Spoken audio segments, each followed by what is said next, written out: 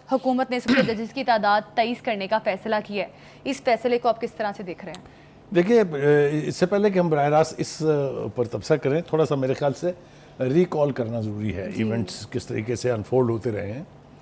پہلی بات تو یہ ہے کہ ہم نے پہلے تو سنا یہ کہ جی قاضی فائز عیسیٰ صاحب کو 3 سال کی ایکسٹینشن دی جا رہی ہے۔ اچھا جی، جب وہ بات نہیں بنی کہہ لیجئے، یا اس کے اوپر رد عمل آیا بہت بری طرح سے، تو پھر انہوں نے کہا کہ نہیں جناب، ہم تو اب جو مدت ملازمت ہے اس کو ایکسٹینڈ کر رہے ہیں جی، 65 سے 68 کر رہے ہیں جی۔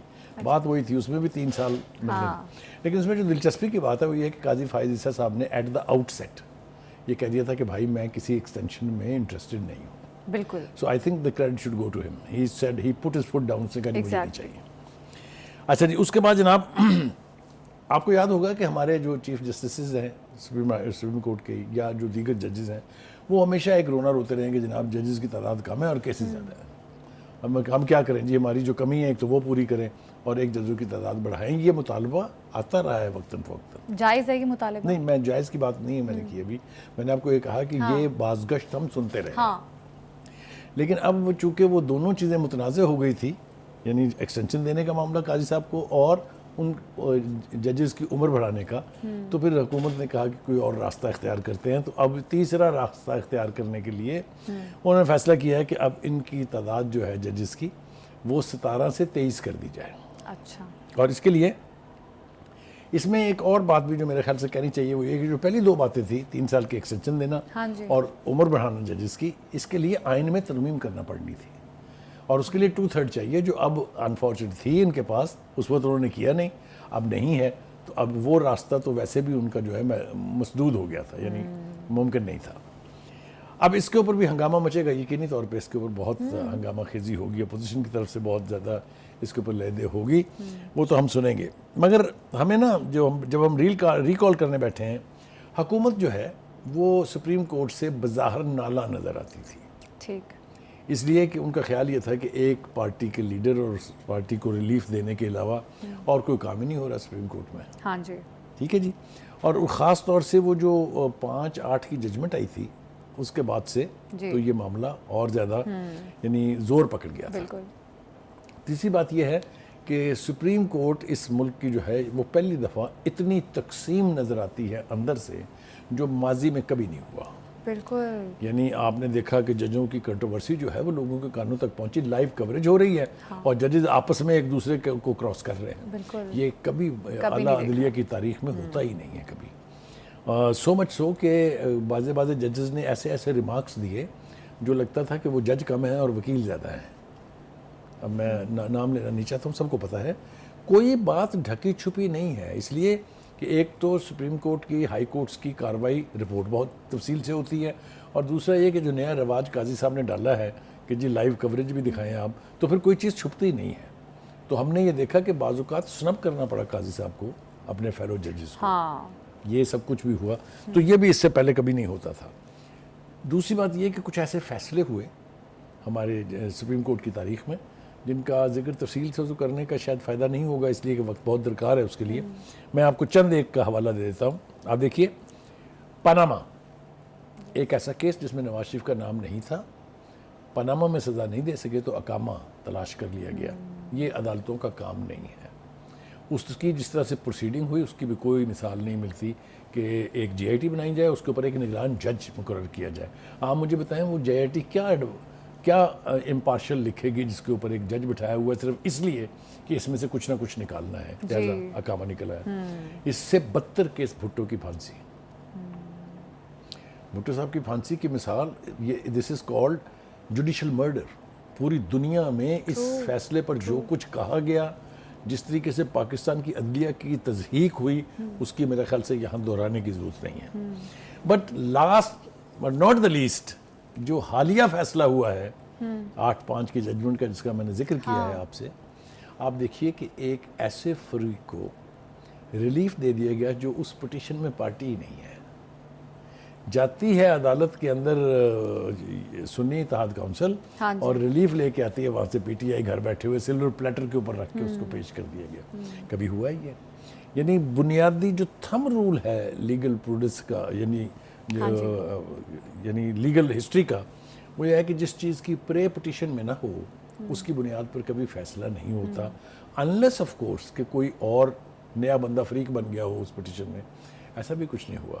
تو اتنا بڑا ریلیف دینے کی بات جو ہے. دوسری بات یہ کہ جو ایکٹیویزم ہماری سپریم کورٹ میں ثاقب نثار صاحب نے شروع کیا، جس طریقے سے انہوں نے صادق اور امین کے سرٹیفکیٹس بانٹے، جس طریقے سے انہوں نے کہا میں تو ڈیم بناؤں گا.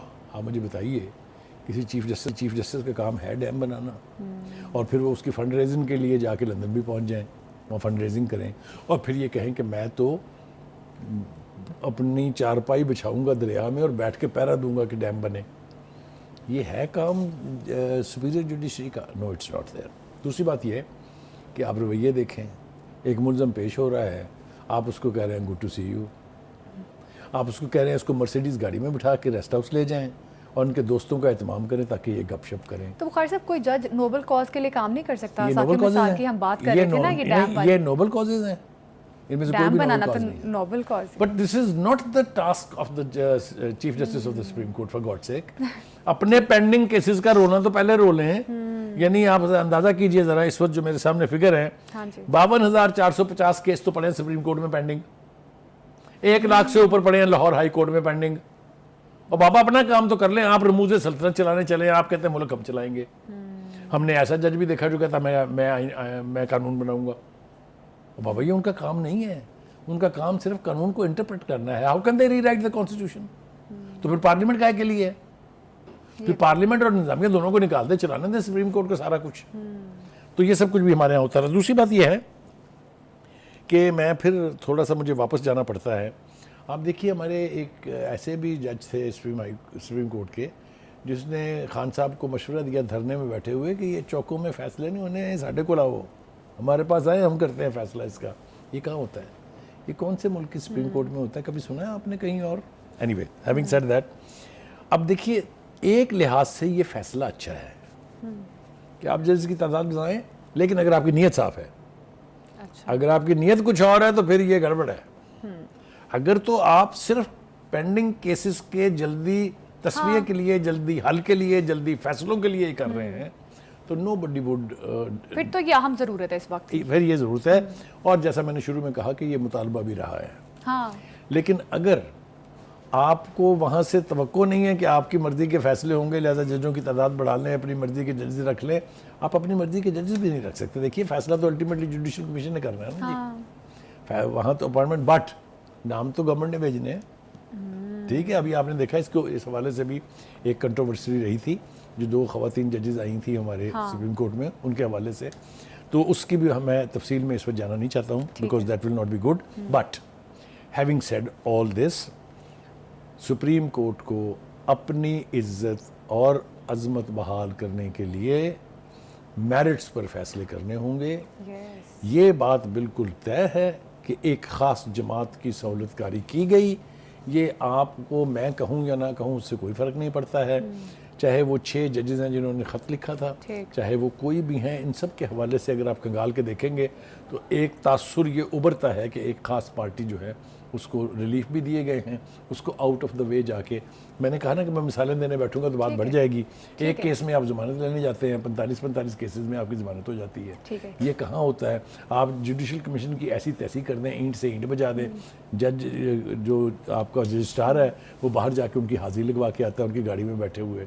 لاہور ہائی کورٹ کی بات میں بتاؤں گا تو پھر بات بڑھ جائے گی. مطلب کہنے کا یہ ہے کہ اگر ٹلٹڈ ہوں گی ہماری کورٹس، میں یہ نہیں کہہ رہا ہوں کہ وہ ٹلٹڈ ہے، میں کہتا ہوں اگر ٹلٹڈ ہوں گی تو جو سب سے پہلا وکٹم ہوگا اس کا وہ ہے جسٹس. ہم اس روایت سے بھی بہت دور چلے گئے ہیں کہ ایک یعنی پرووربیل سیئنگ ہے کورٹس کے بارے میں کہ ججز نہیں بولتے ہیں، ججز کے فیصلے بولتے ہیں. Anywhere in the world you will see ججز will just listen arguments of the lawyers, and جہاں کہیں کراس کویسچن کی ضرورت ہے وہ ضرور کرتے ہیں، لیکن وہ وکیل کا رول اختیار نہیں کر لیتے اپنے لیے نا.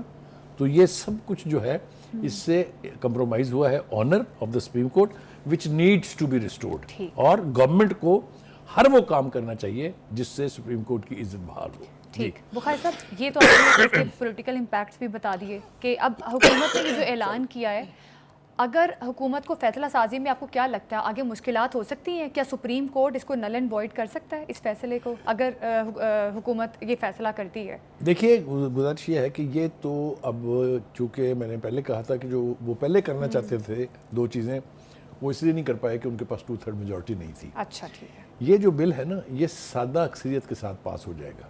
اچھا. لیکن it is still subject to the endorsement and interpretation of the supreme court. اگر چیف جسٹس صاحب اور فیلو ججز چاہیں گے کہ اس کو اٹھا کے پھینکنا ہے، دے کین سے ریاکشن تو آئے گا، they can do it. But اگر وہ حکومت یہ ثابت کرنے میں کامیاب ہو جائے کہ جناب اس کا مقصد جو ہے وہ آپ کی اتھارٹی کو انڈرمائن کرنا یا آپ کے اندر کی تقسیم کو وسٹ کرنا نہیں ہے، اس کا مقصد ان پینڈنگ کیسز کا حل ہے. کیونکہ آپ کو یاد ہوگا ہمارے پرائم منسٹر نے ہمیں بتایا، اور میں تو حیران رہ گیا، کہ 2700 ارب روپے کے کیسز جو ہیں وہ پینڈنگ پڑے ہوئے ہیں سپریم کورٹ میں، جو بڑے بڑے تاجروں، بڑے بڑے یعنی جو انڈسٹریلسٹ ہیں ان کے خلاف ہیں. اور خدا کے لیے فیصلے کر دیں 2700 ارب روپے آپ کو مل جائے تو آپ کو ہے IMF کے پاس جانے کی ضرورت؟ تو اس طرف تو فوکس نہیں ہے. اگر پولیٹیکل جو گیمبٹ ہے یا پولیٹیکل گیم پلان جو ہے وہ ڈومینیٹ کرے گا آپ کی ملک کی عدلیہ کو، تو یہ کوئی اچھا اومن نہیں ہے. ٹھیک ہے. اچھا بخاری صاحب، ہم نے دیکھا کہ جوڈیشل ایکٹیویزم جو ہے بڑی ایکٹیو ہے ابھی آج کل. اب آپ کو کیا لگتا ہے، جیسے اسلام آباد ہائی کورٹ پر ایک کہیں نہ کہیں الزام ہے کہ شاید وہ ایک جانبدارانہ فیصلے کرتے ہیں. ابھی اسلام آباد ہائی کورٹ کے جج جو ہیں عامر فاروق، انہوں نے بھی اس چیز پہ ایکشن لیا ہے کہ PTI کا جو جلسہ منسوخی ہے بار بار، اس کے پیچھے کیا وجوہات ہیں. تو اس پہ آپ کا کیا دیکھیے، پہلی بات تو یہ ہے کہ ان کی یہ آبزرویشن بالکل ٹھیک ہے. ٹھیک ہے. ہر سیاسی پارٹی کا، ہر سیاسی لیڈر کا، ہر سیاسی ورکر کا رائٹ ہے کہ وہ پروٹیسٹ کرے.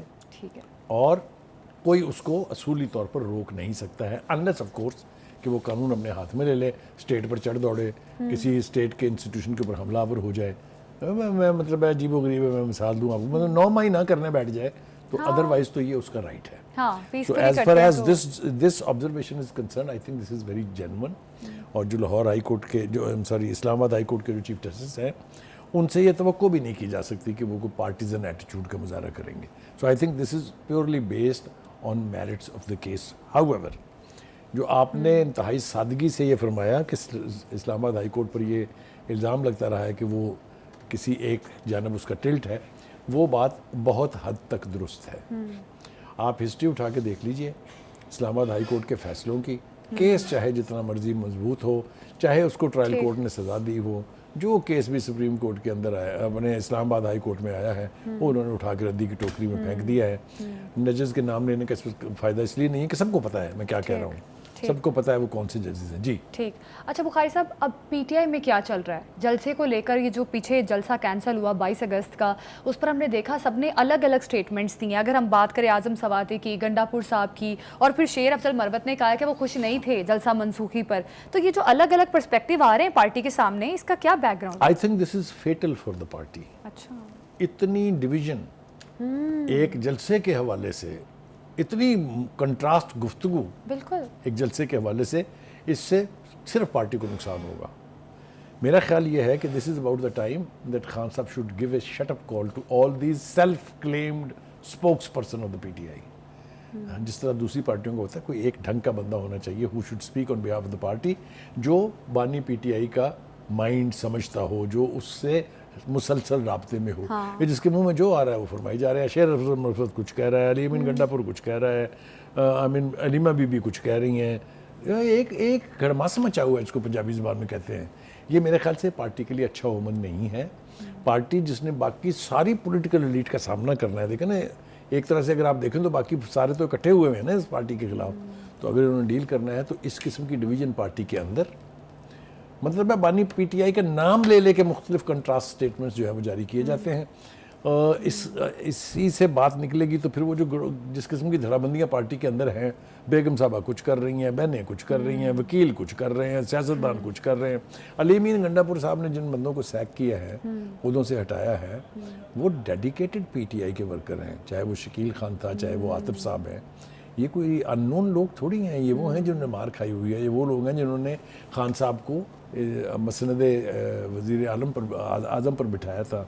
ان کو اگر آپ اٹھا کے اس طرح سے باہر پھینکیں گے تو پارٹی میں رہ کیا جائے گا؟ تو بخاری صاحب خان صاحب کے کہنے پہ ڈسمس کی ہے وہ خود سے؟ دیکھیے ہر کام جو اس وقت پی ٹی آئی میں ہو رہا ہے، ہر شخص یہ کہتا ہے کہ یہ پی ٹی آئی کے بانی نے کہا ہے.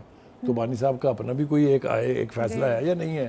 تو یہ بیان دے دے کہ بانی پی ٹی آئی کی پرسنالٹی اور اس کی ذات کو بھی انڈرمائن کر رہے ہیں. بخاری صاحب جس طرح سے ابھی ہم بات بھی کر رہے تھے، کل بھی ہم نے بات کی، جس طرح سے پی ٹی آئی میں دھڑے بندی نظر آ رہی ہے اور علیمہ خان جس طرح سے ایکٹیو ہیں، آپ کو نہیں لگتا کہ پی ٹی آئی کے سپورٹرز علیمہ خان کو دیکھنا چاہتے ہیں کہ وہ پارٹی کو لیڈ کرے؟ اور آپ کو کیا لگتا ہے کہ کیا پی ٹی آئی کے لیے یہ بہتر ہوگا اگر علیمہ خان ہی تمام تر معاملات کو ڈیل کریں؟ دیکھیے پہلی بات تو یہ ہے کہ Aleema Khan is not a politician. ان کے پاس صرف ایک ہی ٹائٹل ہے کہ وہ خان صاحب کی بہن ہے. سیاست تو نہیں کی نا انہوں نے. آپ نے اس سے پہلے کبھی سنا 9 مئی کو چھوڑ دیں جب وہ پہنچ گئی تھی کور کمانڈر کے گھر کے باہر، باقی تو ان کا سیاست میں تو وہ کبھی تھی ہی نہیں. مشرف بی بی نے ان کے 4 سالہ اقتدار میں تو ان کو زبان پاک نہیں گھسنے دیا، باقی تو آپ چھوڑ دیں. ہاں تو اس لیے یہ کہنا کہ Aleema Khan will lead the party, ویسے تو بانی پی ٹی آئی جس کے گلے میں گھنٹی ڈال دیں وہ کر لے گا لیڈ. پی ٹی آئی کے لیے ٹھیک ہو اگر وہ لیڈ کرے. دیکھیں میں عرض کروں کہ فیصلہ کرنے کے لیے آپ کی پولیٹیکل بیک گراؤنڈ ضروری ہے. سیاست دانوں کو، سیاسی ورکروں کو لیڈ کرنے کے لیے یو نیڈ ایکسپیرینس.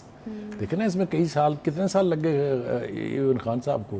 وہ کہتے ہیں میری 22 سال کی سٹرگل تھی، تو 22 سال میں اپنے فالوورز بنائے نا انہوں نے، ایک دن میں تھوڑی بن گئے تھے. بخاری صاحب اب جو پی ٹی آئی کے لیڈرشپ ہے اس میں تو زیادہ تر وکلا ہیں، ان کا کیا سیاست سے تعلق ہے؟ کیا سیاسی وکلا کو جو پارٹی کے ورکرز ہیں وہ کہتے ہیں یہ قبضہ گروپ ہے. اچھا میں آپ کو بالکل سیریسلی بتا رہا ہوں کہ وہ سمجھتے ہیں کہ انہوں نے پارٹی پہ قبضہ کیا ہے، اس لیے کہ بانی پی ٹی آئی کے کیسز لڑنے تھے، مشرف بی بی کے کیسز لڑنے تھے، بڑی فیسیں نہیں ادا کی جا سکتی تھی، لہذا الاؤ کیا گیا ان کو. مطلب یہ وہ تفصیل ہے جو میں نہیں بیان کرنا چاہتا اپنی زبان سے، لیکن یہ سب کچھ جو ہے it is in the year, یہ باتیں ہو رہی ہیں. تو جو ڈیڈیکیٹڈ ورکر ہے خان صاحب کا یا پی ٹی آئی کا، وہ تو ان کو لیڈر نہیں مانتا. ٹھیک ہے. اور آپ دیکھ لیں کیا ہوا شیر افضل مروت کے ساتھ. ہاں حامد خان صاحب جیسے لوگ جو ہیں جو ڈیڈیکیٹڈ پی ٹی آئی کے لوگ ہیں وہ پھر بیک فوٹ پر ہیں. کہاں ہیں حامد خان صاحب؟ بتائیں مجھے، جن کا اتنا کنٹریبیوشن ہے خان صاحب کے لیے. بالکل ایسے حالات. YouTube پر گوگلی نیوز دیکھنے کے لیے youtube.com کی سرچ بار میں googly news T V type کریں. گوگلی نیوز کے پیج پر سرخ رنگ کے سبسکرپشن والے بٹن پر کلک کرنا